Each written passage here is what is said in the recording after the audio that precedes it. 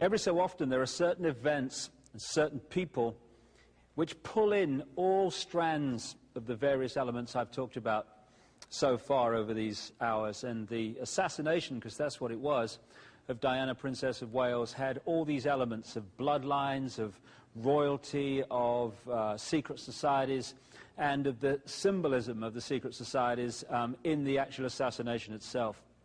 In The Biggest Secret, I've gone into this in tremendous detail in one chapter in particular, and there is a video documentary planned of this Diana assassination and the background to it. Maybe it will even have been done and be available by the time you see this. So I'm not going to go into the Diana thing in great detail here because it's done elsewhere, but I just want to go through a few things. From close confidence of Diana, it's very clear that she realized after a while that she had been pulled in for a specific purpose. She used to call herself the Windsor broodmare. The Spencer family is an ancient bloodline which is interbred with many of the aristocratic families of Britain, of Europe, and of America. Spencers are distant cousins, for instance, of the Rockefellers. And she realized that they'd drawn her into the Windsor web because they wanted her genes. They wanted to fuse the Windsor genes with the Spencer genes to produce another version of a genetic hybrid with a particular genetic structure. And from the very start, it's clear when you look at the story and the information that she was pulled in and identified for this from a very, very early age. She was actually brought up on the Sandringham estate and knew the Queen and Prince Charles and stuff from a very early age. The Windsors are, this is the Queen here, an ancient reptile human bloodline. And I was kind of surprised, although my research was going that way, to be told that by a confidant of Diana that her nickname for the Windsors was the lizards or the reptiles. And she used to say, in all seriousness, they're not human. And she knew far more about this background by the time she died than people in the public domain would ever realize. She'd certainly realized what the Windsors were about and where they came from. Now, this is a guy who has been going around saying that Diana and his son Dodi were assassinated. I haven't got time to go into why someone might feel it acceptable for their son to die in a road crash, but if you read The Biggest Secret, you can see some of the background to this. If we start judging whether something is possible by what we would do, we're going to lose the plot, because not everyone thinks like everyone else. And when you look at the background to Diana's assassination, the person that had complete control of her security and her movements in the crucial period, days leading up to it, but particularly on that specific day, was Mohammed al-Fayed. And when you look at his background, as I've said in The Biggest Secret, you know when Mohammed al-Fayed is trying to kid you, trying to tell you something that's not true, because his lips are moving. It's the way you can see it, because this guy has lied his way through his whole economic and business career. And he's done exactly that over Diana's assassination. There was a guy that I've mentioned a number of times in my books called Tony Blair. Tony Blair was brought through by this brotherhood to become Prime Minister of Britain.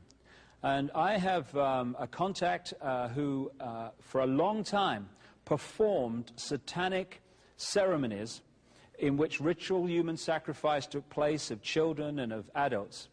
And one of the key places, which I've talked about in my books, is a place known as the Castle of Darkness in Belgium.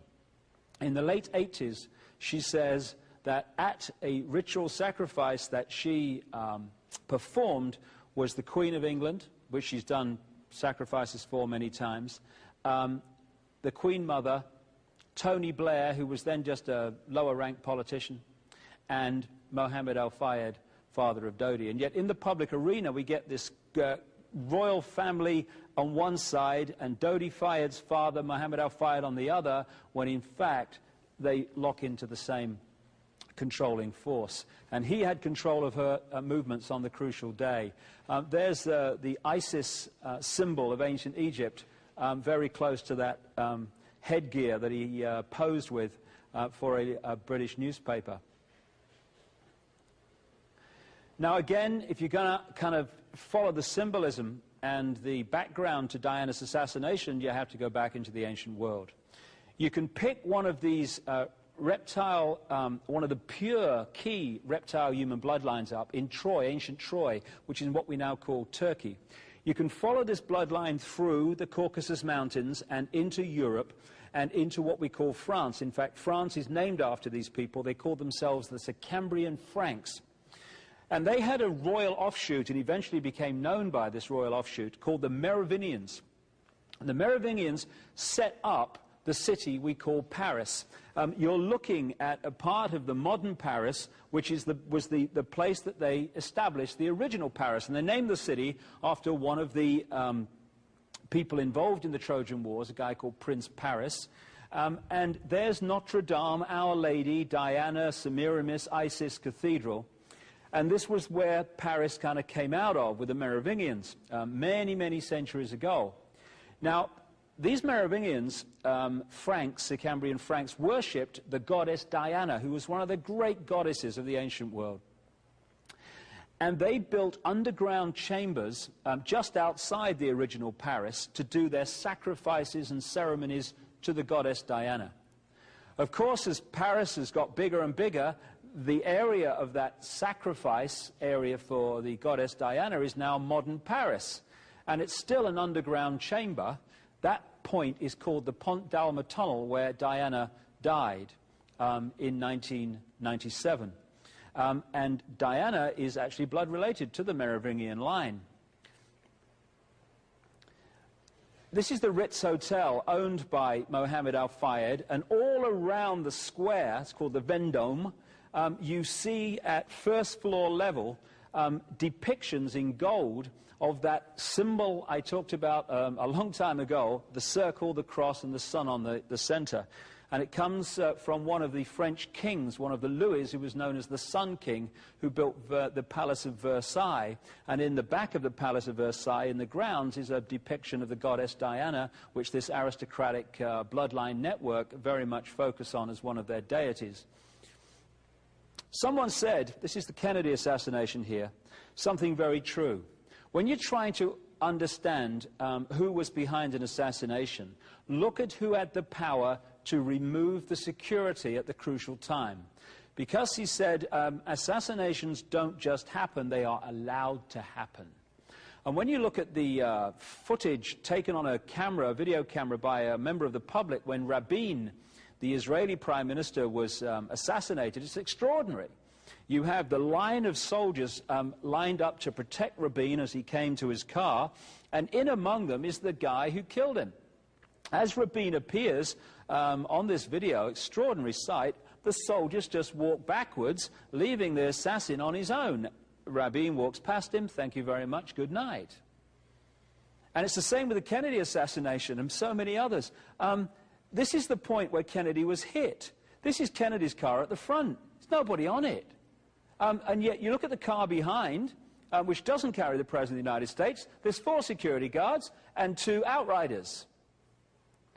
If they'd have been there, of course, Kennedy could not have been killed by a bullet from outside because he was so well protected. But the whole thing was removed, the security, to allow it to happen. And it was the same in Paris on that night. This is the back entrance to the Ritz Hotel where the car left because it was decided by Mohammed Al-Fayed on the phone to his son Dodi from England that although she'd had a certain level of security all day, a Mercedes and a backup car, a Range Rover, that was suddenly, at the crucial time, going to be removed, and another Mercedes was brought in with no backup car and no security, apart from the Trevor Rees-Jones, the bodyguard in the front seat.